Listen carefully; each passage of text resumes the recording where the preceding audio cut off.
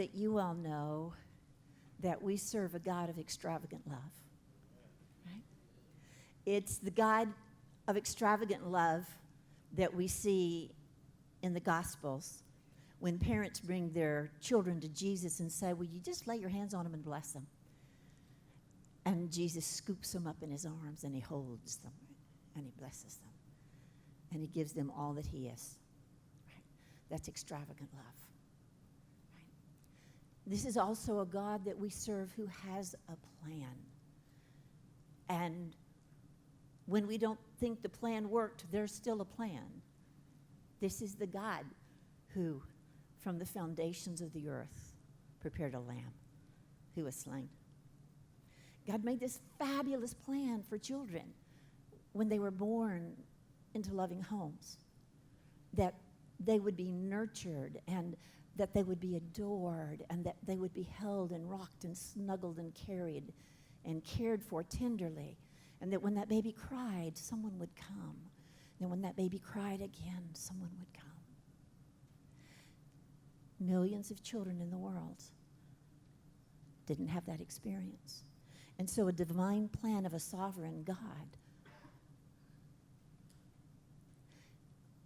being held, being loved, being cuddled, being nurtured for a little while, for a season,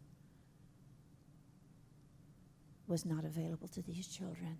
So they come to us. We know that from birth, prenatally, if a child is stressed, we know the brain stem is active. So there's 3 parts of the brain stem that comes up the back of your neck, right? And then in the center of your brain, there's the limbic system. And those 2 parts are active in the uterus.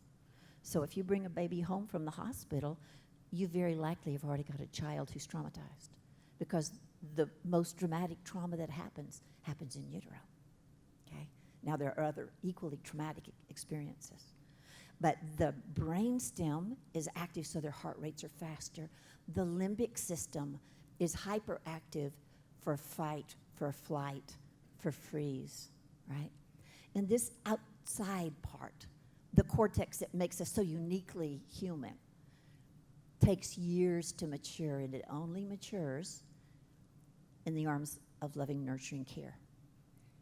So we know that a child coming from hard places has a different brain. Okay. And I'll come back to that. We know that a child from hard places has a different body. Their body is very fragile. Because insulin receptors are changed by prenatal or postnatal stress, if our kids don't have blood sugar addressed every 2 hours, they're going to have behavioral fluctuations. If children have been exposed to chronic fear in utero or following that, they're going to have more trouble sleeping, and we know that when they can't sleep, that they have much greater challenges with behavior. We know that, for example, 1 in 20 American school children has a sensory disorder for processing the senses, but for children from hard places, 18 or 19 are sensitive to senses. So we know they have a fragile body. So we've got a fragile brain, a fragile body, a fragile biology. This is some of the most sobering research that's ever been documented in the annals of recorded history. The fact is that the expression of the DNA, by the way, would you all nudge each other? Everybody stopped breathing, okay? Look at the person that you came with, nudge them in the ribs and say, listen, keep breathing because there's answers. Because we serve the sovereign God who had a lamb slain from the foundation of the earth for us. Okay? Did you do that? Then breathe, dadgummit. Okay. It's getting quieter and quieter. I'm waiting for somebody to fall over in a faint. Okay. So a different biology. What we know is the DNA is turned off and turned on. There's parts of that I could tell you so much about, but neuroscience in the last 6 years has discovered that some genes are activated and some are silenced by trauma. So it's a different brain, a different body, a different biology, and a different belief. Because the person that I was supposed to trust, to run to, who would cherish me, who would protect me, is the source of my terror. So the person I want to run to is the person I want to run from. So how do I learn to trust? So I've got a child with a different brain, different biology, a different body, and a different belief system, of course they're going to have a different behavior. Okay? I love the teachings of Jesus, and I love following him through the Gospels. And I love that Jesus looked at the behaviors of a woman at the well, or the behaviors of a woman caught in adultery, and he spoke to their heart, to their need. That's the sovereign God who brings us to the children.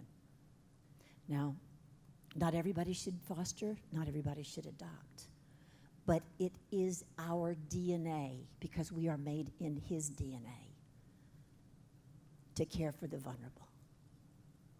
Okay? So don't say, I can't foster, I can't adopt. Say, Lord, what is my piece of fostering and adopting? I can drive carpool for the lady, I've got a van. I can bring a hot meal once a week. What is my part? Okay? And then as a church, the way that we do different business is going to change completely. So that little guy whose prefrontal cortex, you know the prefrontal cortex takes 20 years to mature? Some of y'all with teenagers are really aware of this. Okay. And unless that part of the brain is mentored, it never matures. Okay? So I am going to bring that child who comes to me from a hard place close under my wing, and I'm going to teach, and I'm going to mentor, and I'm going to nurture, and I'm going to care. That cerebellum in the back of the brain we've known for 60 years is damaged by pre- and postnatal trauma. And that means how I process my emotions and the senses are going to be different. So I'm going to be aware to teach that child to say to me, it's too loud in here. By the way, guys, if the only church service that you've got is the church service your babies go to, and you've got banging drums and the mama's breastplates are throbbing with the music, know that our children won't do well. So we're going to think differently about how we do business as a body of faith, right? I'm going to know that the corpus callosum in the middle of the brain has been altered. And because of that, my child doesn't think right hemisphere, left hemisphere. So I'm going to give some instruction, and then I'm going to give him a minute to think about his answer, because it's taken time to get through those fibers. See, this is a different child. And do you want to know the most phenomenal, miraculous, amazing thing of all? God's original design is the design that brings healing to the traumatized brain, the traumatized body, the traumatized biology, the traumatized belief system, and shows a child that they've got a voice, and that when they cry, someone will come. We know how to help children heal. Now, I always love to say it's nice when science catches up with God, even just a little bit, right? But the gentleman, renowned scientist who is the head of the Human Genome Project, has written a book called The Language of God, because he said, you know what, when he started the Genome Project, he had no idea that there was a sovereign God. And he saw the human body and its intricacies, and he knew that there must be, and he began his own personal search for the sovereign God. Okay? I want to tell you that there's an answer for everything that has happened to our children, but it's going to take us understanding where they've come from and what they need. I love the passage. I love the teachings of Jesus in the book of John when he talks about he's the vine and we're the branches. And all we have to do is stay connected to him, and we're going to bring sweet fruit forward, and we're going to make our Father smile. That's the same plan he has for our babes. It means I simplify my life. It means I change out some of the chaos in my home. It means I do different things at school and at church and in the community. But we know that there's an answer, and we know how to help the most difficult children heal. Many years ago, I used to take my 2 little boys to visit widow ladies in our church in another community, and the oldest was 4. And one day, as we left her house, this precious little widow lady's house, she said, may I give your son candy? And I said, sure. And he put out that little chubby 4-year-old hand. She just filled it to the brim with candy. And I turned to him, very dutifully, and said, sweetie, what do you say? And he said, more, please. Hey, listen, guys. We serve a sovereign God who wants to meet our needs, and the needs are those that he's bringing to us to love and to serve. And I say, let's say, yes, Lord, and more, please. Amen.